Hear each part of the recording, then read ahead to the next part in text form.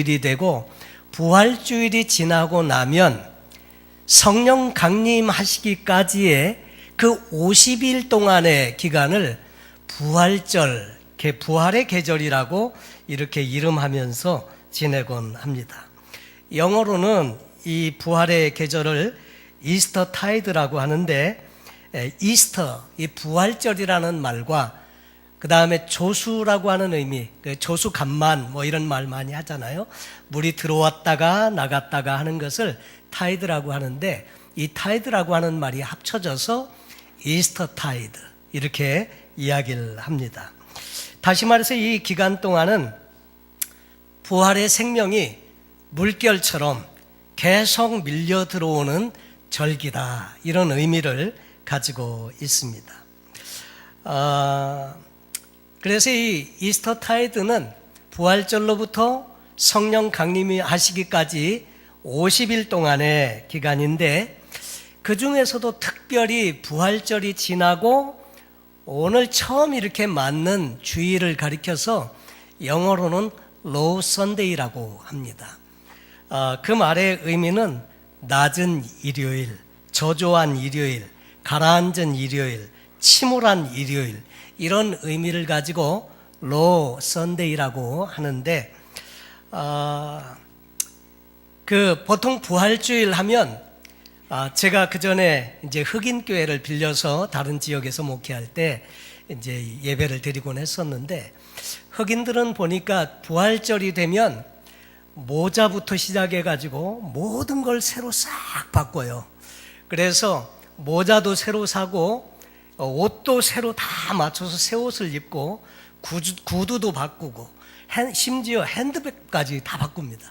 이렇게 하고 쫙 준비해서 부활절은 정말로 축하하면서 주님의 그 부활하심을 기뻐하면서 예배 자리에 참석하곤 하는데, 이렇게 부활절은 축제로 많은 분들이 예배를 드리는데, 부활절이 지나고 일주일 후면 사람들이 밀물처럼 또 싹 빠져나간다, 그런 의미에서 또 로우 선데이라고도 하고요.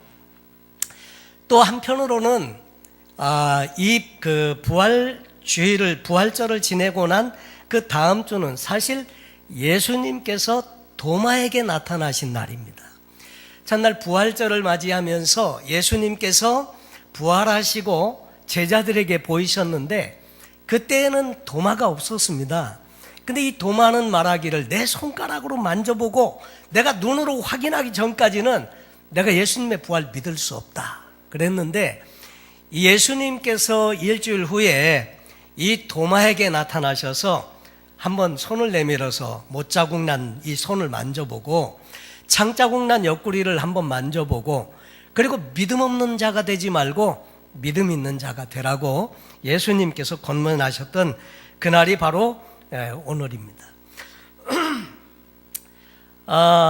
그 이스터 타이드 이 50일 동안을 지내면서 우리는 이제 이 예수님의 부활은 단회적인 사건으로 한번 지나가고 마는 것이 아니고요, 계속 우리의 삶에 부활이 주는 의미를 되새겨보는 그런 좋은 절기가 바로 이 이스터 타이드 기간이라고 하는 거죠.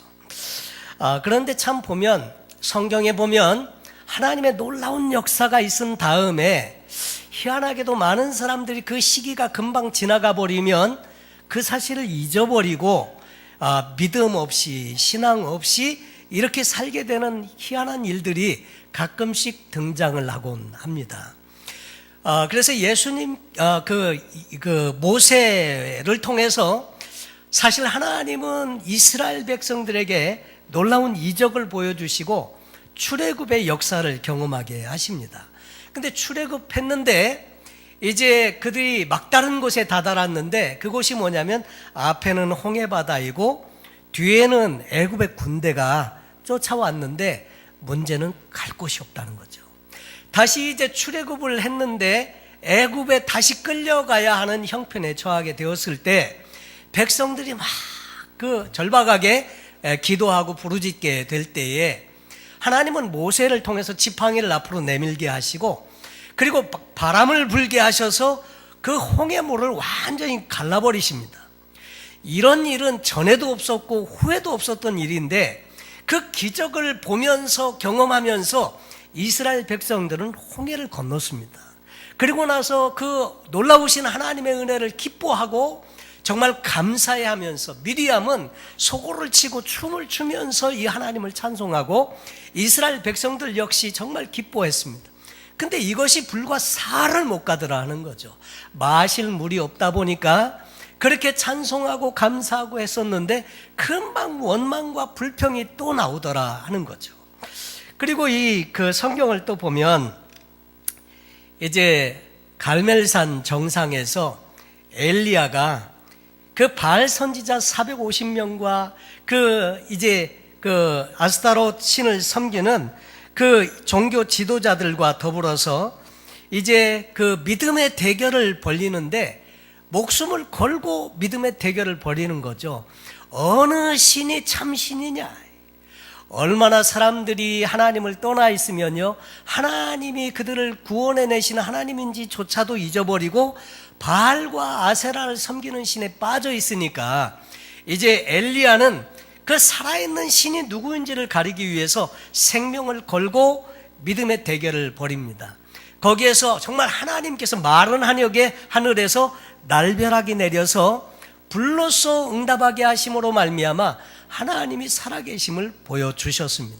그러면 그렇게 하나님을 경험한 이 아합 왕과 그 신하들과 이스라엘 백성들은 하나님 앞에 엎드려서 하나님 앞에 회개하고 그 하나님의 정말 그 임재 가운데서 새로 회심하는 역사들이 일어나야 할 텐데 전혀 그렇지 않고요, 아합과 그의 신하들은 오히려 더 엘리야를 잡아 죽이기 위해서 혈안이 되어져 있고, 그 역사의 현장에 있었던 수많은 이스라엘 백성들은요, 그 이후에 흔적이 나오지가 않는다고 하는 거죠. 이렇게 엄청난 기사와 이사를 보았으면서도, 하나님이 살아계심을 보았으면서도 이것이 오래가지 못했다고 하는 거죠. 그런데 그것뿐만이 아니라 오늘 성경을 보면 제자들에게도 비슷한 현상이 나타나게 됩니다. 베드로와 여러 제자들은 예수님의 부활을 목격했습니다. 예수님을 보았고 예수님을 만났습니다. 그리고 그 성경을 보면 이 도마는 예수님을 직접 만져보고 예수님의 부활하심을 확인해 준 인물이 이 도마인데, 그러면 예수님의 부활을 보았으면 뭔가 그들의 삶에 뭔가 획기적으로 달라져야 하고 뭔가 새로운 일들이 일어나야 되는데 의외로 그렇지 못했다고 하는 것입니다.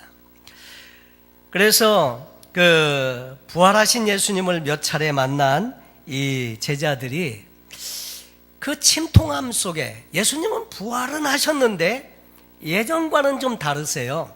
같이 계시질 않으세요. 나타났다가는 사라져 버리시고 언제 나타날지도 모르고, 그리고 제자들은 뭘 해야 될지도 모르고 그냥 그렇게 침울한 가운데 혹시라도 밖에 돌아다니다가 혹시 그 종교 지도자들에게 붙들리게 되면 같이 역시 또 죽임을 당하고 해코지를 당할까봐 나가지도 못하고 숨어 지내다가 그 침묵 속에서 베드로가 이렇게 말합니다. 나는 고기 잡으러 갈래. 그랬더니 다른 제자들도 같이 따라 나서는 거예요. 형님, 우리도 같이 갑니다. 그래가지고 이제 고기 잡으러 다시 디베랴 바다로 나와 있는 이야기가 오늘 성경 본문에 실려 있습니다. 그런데 이것은 제자들만의 이야기가 아니고요, 사실 저와 여러분 우리의 이야기이기도 합니다. 우리도 부활신앙이 없는 것이 아닙니다. 부활신앙이 있습니다. 예수님이 부활했다고 믿고 있고요, 하나님의 말씀을 그래 읽으면서 그렇지, 예수님의 부활은 내 부활이고 예수님의 승리는 내 승리고 우리도 말로 고백도 하고 다 하는데, 문제는 실제 삶에서 그 부활의 능력이 나타나지 않을 때 역시 제자들처럼 침통해하고 침울해하고 우울해하고 하면서 옛생활로 돌아가 버리기가 쉬운 것이 바로 저와 여러분이고 우리 모두 그런 삶의 현장에 얼마든지 살아가고 있는 것을 보게 된다는 거죠. 그런데 놀라운 것은요, 그런 제자들에게 예수님께서 이제 회복시켜 주시는 이야기가 오늘 성경 본문에 나오는 이야기입니다.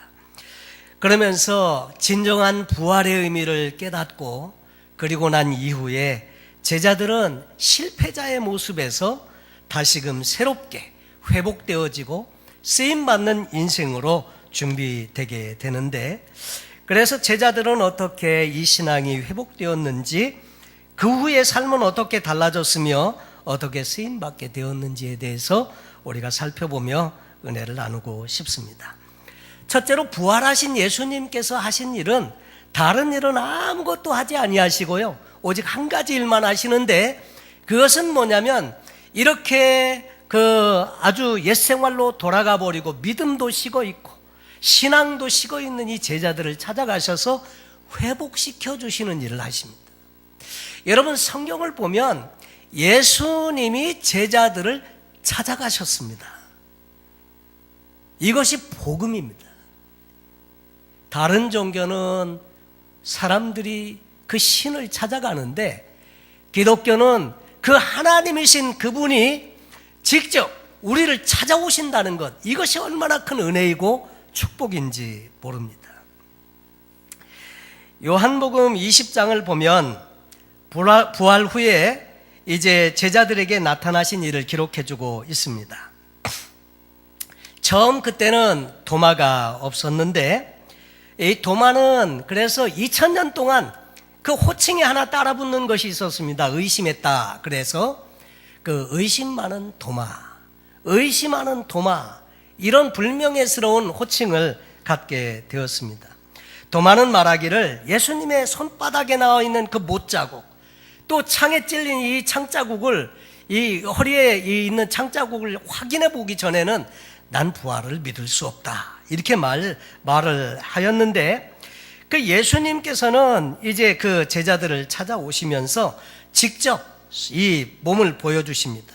여드레가 지나서 제자들이 다시 집안에 있을 때에 도마도 함께 있고 문들이 닫혔는데, 예수께서 오사 가운데 서서 이르시되 너희에게 평강이 있을지어다 하시고 도마에게 이렇게 말씀하십니다. 내 손가락을 이리 내밀어 내 손을 보고 내 손을 내밀어 내 옆구리에 넣어보라.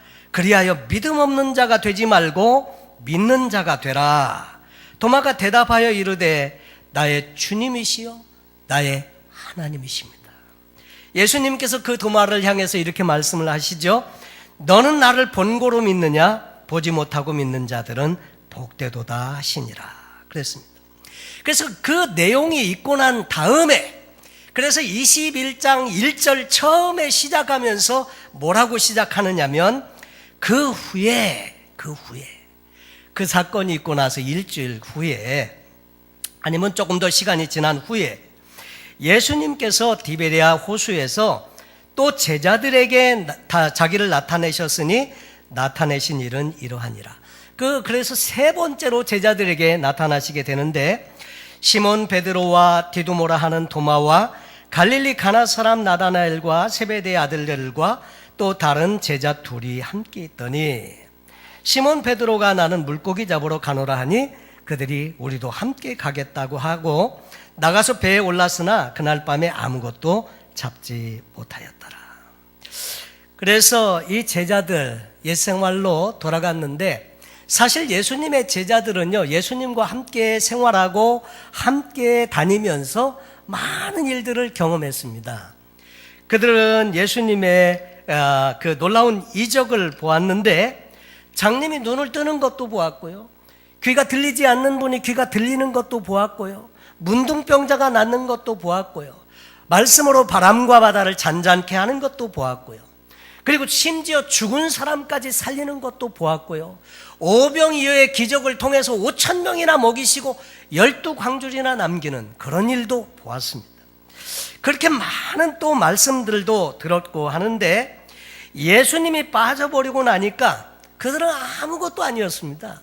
그리고 믿음도 식어지고, 그들은 부활을 목격했지만 다시 옛생활로 돌아갈 수밖에 없는 것은 그들의 삶에 예수님 빠지고 나니까 결국 아무것도 아니었다는 거죠. 사실 예수님께서 사역을 하시는 동안에는 그저 쫓아만 가면 됐습니다. 따라만 다니면 되었습니다.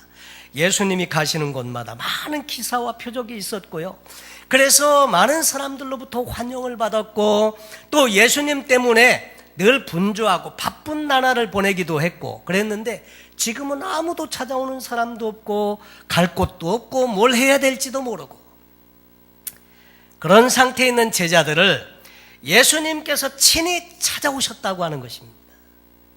여러분, 그래서 우리의 삶에도 하나님은 찾아오십니다.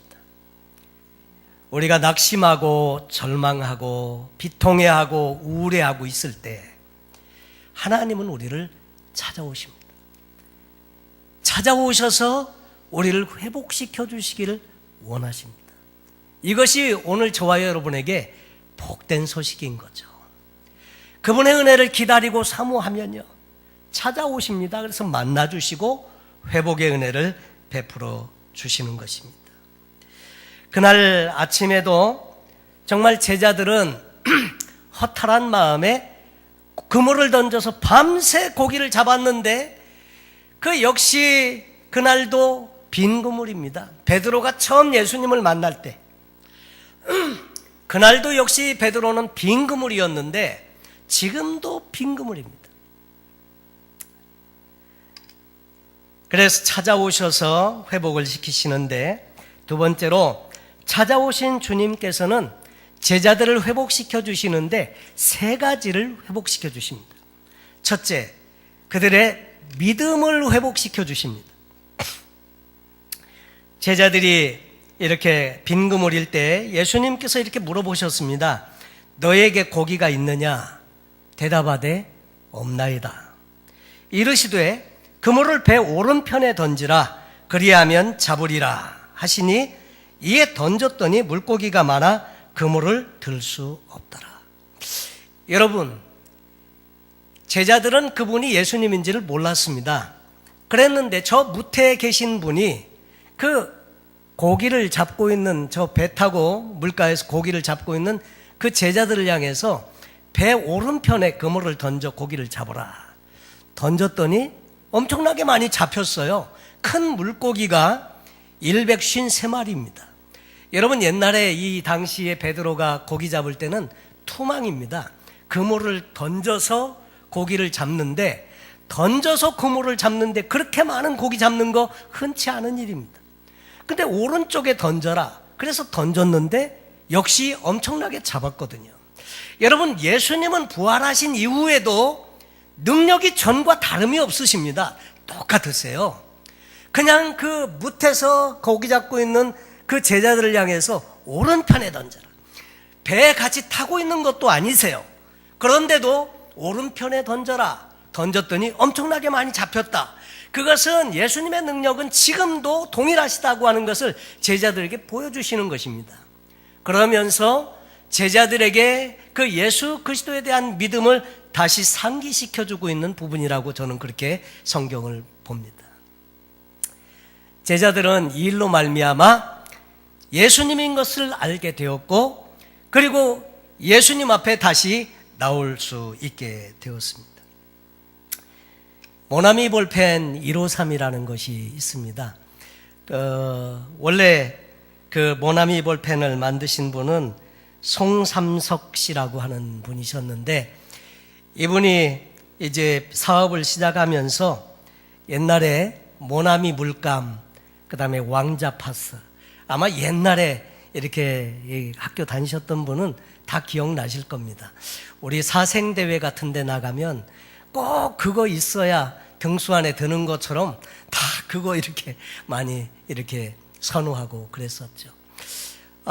모나미 물감하고 왕자 파스 이후에 이분이 이제 1962년도에 경복궁에서 그 박람회가 있었는데 수입해서 물건을 팔고 있는 회사와 함께 박람회에 참석을 하게 되었는데 거기 일본에서 나와 있는 직원 중에 한 명이 이렇게 펜을 꺼내서 쓰는데 보니까 연필도 아닌데 그냥 그 잉크도 찍지 않고 계속 써내려가는 것을 보면서 눈이 휘둥그레졌습니다. 그때 자기는 그런 펜을 처음 봤거든요. 그래서 그걸 좀 보자고 봤더니 그냥 줄줄줄줄 그 잉크도 찍지 않는데 어떻게 계속 써지냐 너무 궁금해서 그 펜을 자꾸 돌려보고 이렇게 했었는데 나중에 그분을 도와주고 그래서 그 박람회장에 같이 출품한 그 회사의 사장님을 만나고 그 사장님의 소개로 볼펜 공장 사장님을 만나게 되었습니다. 그래서 그 기술을 전수해달라고 그렇게 얘기를 했는데 그 너무 감동이 돼서 그랬는지 대신 유성잉크 만드는 법만 가르쳐 주었습니다. 그걸 배워가지고 와서 열심히 연구하고 해서 그래서 이제 볼펜 시제품을 만들게 되었는데 이름을 뭘로 할까 고민을 하면서 직원들에게 공모를 하게 되었답니다. 그랬더니 여러 가지 이름이 나왔는데 그 중에 어떤 사람이 모나미 153이 어떠냐고 제안을 했습니다. 왜 153이냐 그랬더니 그분은 아마 동양화 연구를 많이 했던 모양이죠. 그래서 화투를 할 때 9끝이 제일 큰 건데 그거를 이제 9끝을 만드는데 숫자 조합이 여러 가지가 있지만 153이 발음하기가 제일 좋아서 153이라고 했다고. 그랬더니 사람들이 다 웃고 지나갔습니다. 근데 153 생각을 해보니까 어디서 많이 듣던 이게 그 있는데 잘 생각이 나지 않더래요. 그래서 곰곰이 생각을 해보다가 문득 머리에 스치는 생각이 있어서 사무실로 달려가서 성경을 펴게 되었는데 오늘 성경 본문인 요한복음 21장을 펴게 된 겁니다. 거기에 보니까 오른편에 그물을 던져라 순종하고 던졌더니 많이 고기를 잡았다. 그래서 그분이 감동을 받고 그래서 모나미 153이라는 그 이름을 붙이게 되었고요. 그리고 그 모나미 볼펜은 50년 넘게 엄청나게 많이 팔렸다고 하죠. 그리고 그걸로 말미암아 회사도 완전히 성장을 해서 큰 기업이 되고 그렇게 되었는데 그분이 자서전에다가 그런 말을 써놨다고 합니다. 하나님 이 성경의 말씀을 통해서 하나님은 내게 153이라는 숫자를 통해 기업인이 일생을 통해 반드시 지켜야 할 상도를 일깨워 주었다고 쓰면서 그 일에 대해서 기록을 해주고 있습니다.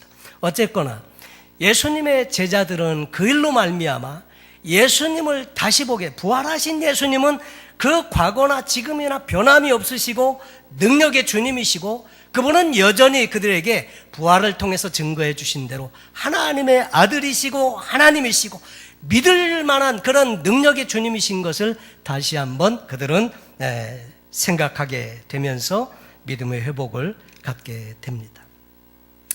그리고 두 번째로 예수님은 제자들을 찾아가셔서 사랑을 회복시켜 주십니다. 15절 이후에 그 제자들과 나눈 이야기 중 특별히 베드로와 함께 나눈 이야기는 여러분이 너무나 많이 들으셔서 잘 아실 줄로 압니다. 지난번에 우리 박효셉 목사님을 통해서도 이 말씀을 들으셨는데 예수님은 3번 질문을 하셨죠. 요한의 아들 시몬아 네가 이 사람들보다 나를 더 사랑하냐. 근데 베드로의 대답은 내가 주님을 사랑하는 줄 주께서 아십니다. 내가 주님을 사랑하지만 근데 나는 자신 있게 말할 수 없습니다. 주님은 아가페로 물으셨는데 나는 그 사랑도 자신 없고 나는 친구 간의 우정의 사랑 필레오로 사랑합니다. 그런 고백을 3번씩이나 반복하게 되는데 사실 예수님의 베드로를 향한 책망은 감동적입니다. 그저 허탈한 가운데 아침에 빈 그물인 제자들 얼마나 아침에 출출하고 배가 고팠겠습니까? 그런데 그들에게 음식을 조반을 준비해주고 다 먹이고 그 숯불을 쬐면서 그 베드로에게 질문을 하시는 그 질문을 통해서 베드로는 완전히 깨어지고 예수님께 사랑의 고백을 드립니다. 여러분 우리도 사실은 주님께서 우리에게 네가 나를 사랑하느냐 물으시면 자신 있게 대답하기가 좀 곤란하지 싶습니다. 내가 주님을 사랑하지만 우리 인간인 나 자신은 너무나도 약해서 베드로처럼 호언장담을 했다가도 어느 순간에 부인할 수도 있고요. 그리고 주님을 사랑은 하지만 어느 순간에 자신의 삶을 보면 주님의 생각과는 주님의 뜻과는 완전히 동떨어진 삶을 사는 우리 자신을 보면 감히 우리 스스로 주님 내가 주님 사랑합니다 고백하기가 쉽지 않다고 하는 거죠. 그런데도 주님은요 베드로의 사랑의 고백을 다 받으십니다. 그리고 인정해 주십니다. 여러분, 그래서 베드로에게 그 사랑을 다시 한번 확인하고 그리고 사랑의 회복을 통해서 주님을 쫓아가도록 그렇게 부르십니다. 그리고 그 사랑을 회복시켜 주시면서 또 사명을 회복시켜 주시는데 매번 질문에 대한 답을 듣고 나서 이렇게 말씀하십니다. 이르시되 내 어린 양을 먹이라 하시고, 이르시되 내 양을 치라 하시고, 또 예수께서 이르시되 내 양을 먹이라, 그렇게 말씀하시면서 사명을 다시 맡겨주십니다. 제자들은 무엇을 해야 할지, 어떻게 살아야 할지 전혀 알지 못했는데 예수님은 그러면서 이렇게 말씀하십니다. 내가 진실로 진실로 내게 이르노니 내가 젊어서는 스스로 띠띠고 원하는 곳으로 다녔거니와 늙어서는 내 발을 벌리리니 남이 내게 띠띠우고 원하지 않는 곳으로 데려가리라. 이 말씀을 하시면서 나중에 이렇게 또 말씀하시죠. 나를 따르라. 여러분, 예수님은 우리에게도 똑같이 말씀을 하십니다. 믿음과 사랑과 또 이 사명에 대한 확인 이후에 나를 따르라. 여러분, 그래서 우리의 그 신앙생활은 결국은 주님을 따라가는 것이 우리의 남은 동안 살아야 하는 우리의 신앙의 삶의 내용인 줄로 믿습니다. 여러분, 주님께서 죽으셨듯이 나도 십자가에 죽고, 주님께서 사셨듯이 나도 다시 살고, 그래서 이제는 내가 사는 것이 아니고 내 안에 사시는 예수 그리스도께서 사시는 것처럼 살아가는 것, 그 주님을 쫓아가는 것, 이것이 우리의 남은 생애에 부활을 경험한 사람들이 살아야 할 삶의 내용이지 싶습니다. 제자들은 결국 그래서 이 주님을 눈물을 흘리면서, 이 주님을 다시금 세 번째 만난 다음에 눈물을 흘리면서 주님을 쫓아가는 내용이 뒤에 담겨져 있습니다. 예수님이 부활하신 날은 안식 후 첫날, 그러니까 요즘 우리가 말하는 주일입니다. 세상 사람들은 이 날을 일요일 또는 공휴일 이렇게도 말하지만 우리는 주님이 부활하신 날, 주의 날입니다.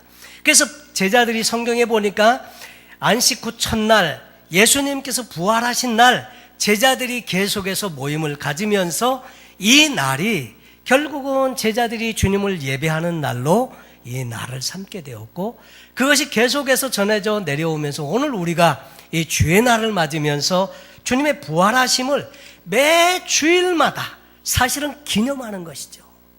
그러면서 이 부활의 생명력을 우리의 삶에도 경험할 수 있기를 원하면서 그렇게 하나님의 은혜를 구하면서 사는 것입니다.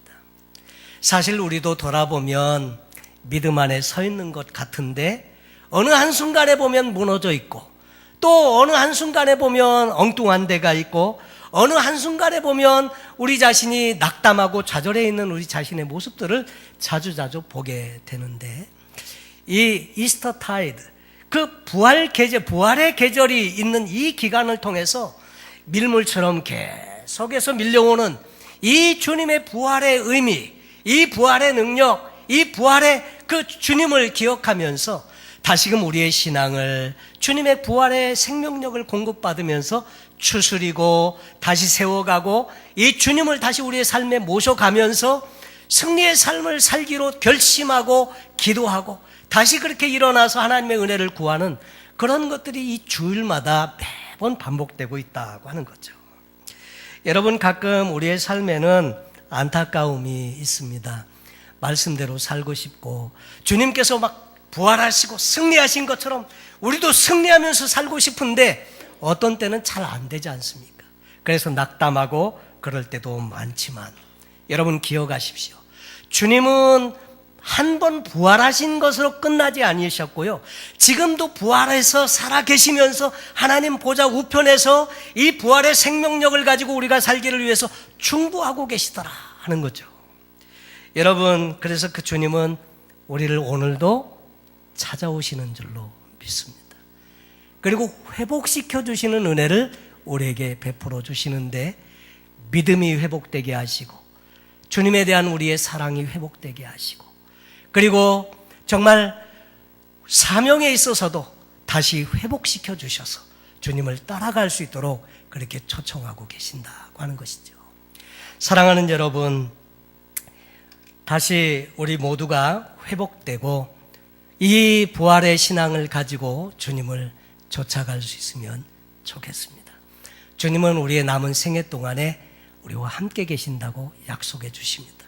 볼지어다 내가 세상 끝날까지 너희와 항상 함께 있으리라 하시니라, 이렇게 약속해 주십니다. 제가 한국에 있을 때 지금부터 한 40년 가까이 된 것 같습니다.